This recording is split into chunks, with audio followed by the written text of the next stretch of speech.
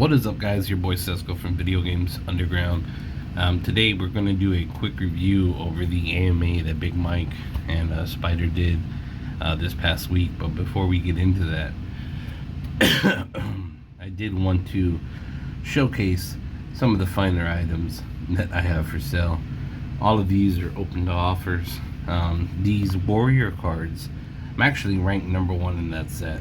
So if you would like to purchase the number 1 spot in this set, which honestly was a drag out fight, I'd be more than happy to sell you that number 1 spot. You would get all 8 cards. We'll work out a price. Just hit me up. Be more than happy to work something out with you. Now moving on to the AMA. Every week Big Mike and Spider hold an AMA question and answer kind of scenario for the community. This is actually one of the things that sets Quidd apart from most other games, because most other games you don't get to interact with the staff of the game like you do here. So what I did was I ran through basically the entire AMA and I screenshotted a couple of either responses or just posts from Mike about Quidd and basically the direction that we're going. So the first thing that I wanted to kind of talk about was this one. Mintables will on the chain, I guess he meant to say mintables will be on the chain of your choice. Each chain is different for different reasons. It's like choosing an ecosystem, so it's not a light decision. The goal is mintables to present a wide range of chain options over time. So basically what he's saying there is, although our items will be mintable, we have to be very selective of where we're going to put our items to be minted. So you may want to do your research on the different websites or areas that you're going to mint your item, because one area or one website may have a better support system for, like, let's say the BCH on wax is like a massive deal, and you'll get better prices on wax than you would for maybe on OpenSea.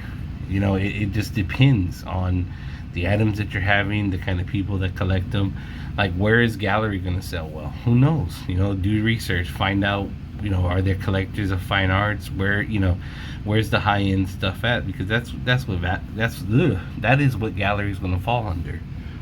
So let's move on to the next one. When will Quidd love me and verify my cash account? Can you DM them right now and get it fixed? Everyone should be cash account activated by default until they withdraw them. What he's saying right there is everybody that's on the game should be able to sell for cash.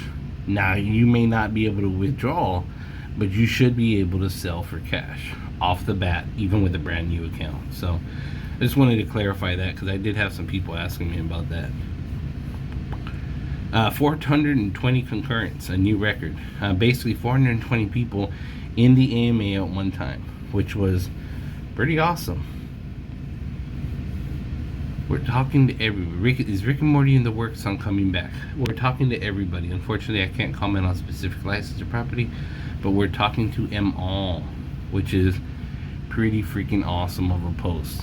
To think that there's a chance that a lot of these older channels that we no longer have the licenses for may come back and may be NFTable. Awesome. Michael, what are your plans to get more people active on Quidd? What are you doing to advertise? We're still not quite ready to market. We'll probably do some tests next week, but still small scale, no one will notice. I think June and July we'll do more testing. Where should we market? How can we tell your friends? So, one of the big complaints that a lot of us have right now is the fact that the market is a buyer's market. There's not enough people. It is a buyer's market. The sellers are getting slaughtered. We're trying to sell stuff. We're trying to make it to where we can self-sustain on the game, and right now we can't. Every week, you got to get ready to drop over $100 to be able to take part in all of the releases, and that's $100 just to take part in them, not to compete. If you want to compete, you're probably spending $100 a day just to compete in the releases. So they're asking where should we market? Where should we, find our next set of whales like me. And that's a hard thing to pinpoint because right now there's money all over the place, and there's money in areas that there's normally not, and it's one of those things where what can we do to attract people who will actually appreciate the items on the game. Like I have a 1 of 5 Quidd lit book that I can't sell for $50. This is one of those things, and hopefully somebody will come along that will appreciate it for what it is, an item 1 of 5, and they'll buy it for what it should be worth. So Leppy asked, can we please unlock the coin aftermarket on past sets where it has been locked? Mike asked, hey, can you help me understand better? You want to list in coins because you purchase in coins and it helps you with pricing. Help me help you. And I don't think he clarified that, but my guess would be basically saying, like I have cards that I can't sell for coins, and they're older, they're not newer stuff, and it would be nice to get that restriction lifted on them, because I can't sell them for cash, nobody's buying them. It'd be nice to at least get some coins for them. I'm pretty sure that's what Leppy was meaning. Michael, what happened to Atari Tuesday? Have you moved on from this? Michael responded, no, I don't think so. The team has a big new content push this week, Monday through late last night, that took some time away from the drops earlier this week. So, basically indicating that next week we'll be back on schedule. Mintable Mondays, Atari Tuesdays, etc., etc., etc.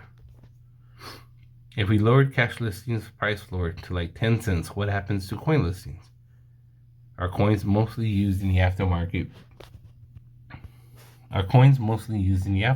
because folks prefer not to engage in cash, or because the items listed is lower value than the floor listing?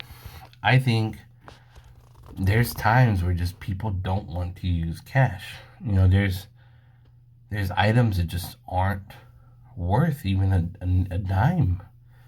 And, if you're trying to clear out your trash, I can see somebody paying 500 coins before they'll pay a dime, and I kind of think that's what he's asking is, we lower the price floor to like 10 cents. What happens with coin listings? Well, I don't think they'll go away. I think if anything, they'll still maintain, because 500 coins is not worth what it used to be. Quid is actively, trying to devalue coins.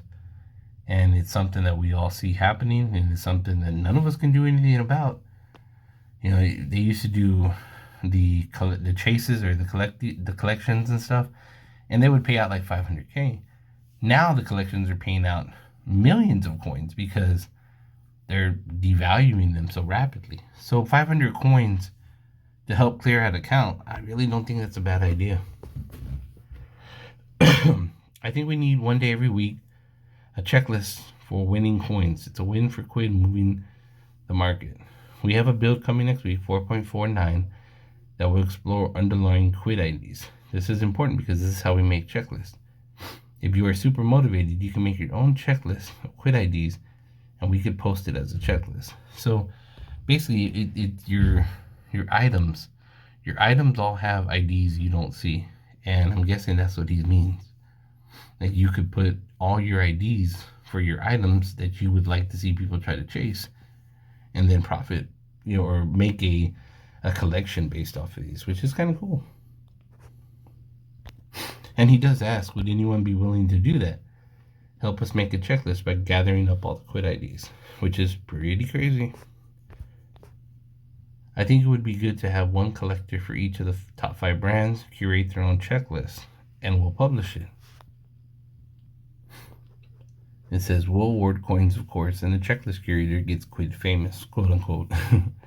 So basically, you would make your list, and you would get posted in the game as the checklist. It would be like, like VG, Sesko's, Quidd Labs checklist.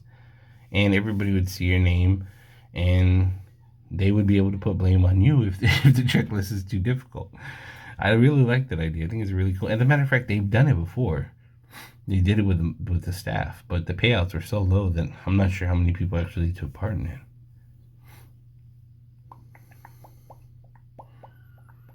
So Mike again, commenting on the checklist.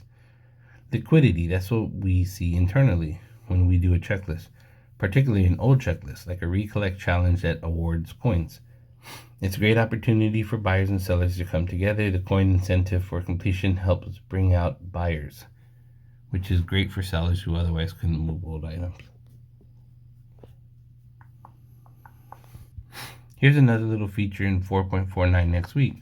On a recollect checklist, we'll show you how many dupes you owned before the recollect chase started. This will help you sell into the checklist if you don't want to buy more of what you already own. Cool.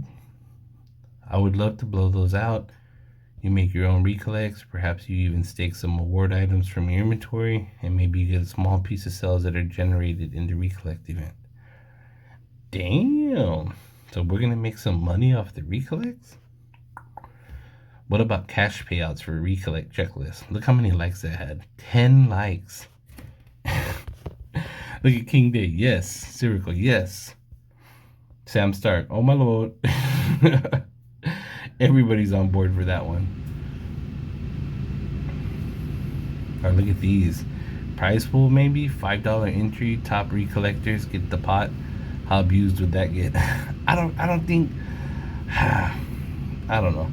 I really haven't enjoyed the recollects of sets that are already, like a set that has already been established, that already has a top 10, and then they try to turn it into another top 10. It just kind of screws it up. To me, it kills it. What about very old items people need in dead accounts? There's no real clear plan here.